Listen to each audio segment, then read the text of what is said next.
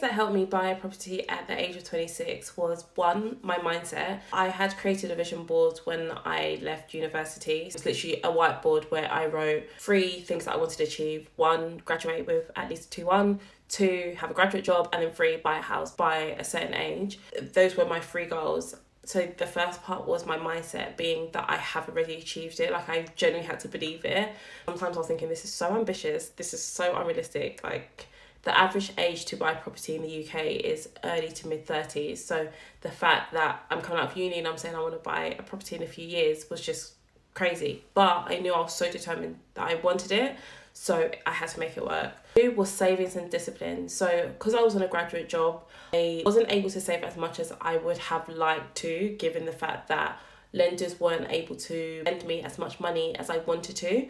So I had to save like crazy and spend less than I wanted to. So I had to sacrifice so many things, like going out as much, spending on luxury things. I would have loved to have spent on so many luxury things. They're still in my want to buy list, but I still haven't had the chance to do it yet. But it was just sacrifices. I was willing to make that sacrifice. I was happy to make that sacrifice, and I'm glad I did sacrifice. So having a concrete goal of what I needed to achieve, like a financial goal, year by year, and how much I needed to save month on month, really helped. Number 3 was looking at properties at least 6 months before I was actually ready to put down a deposit or even put offer in for a property. I wanted to get an understanding of the market, and it also really inspired me to even save a little bit more.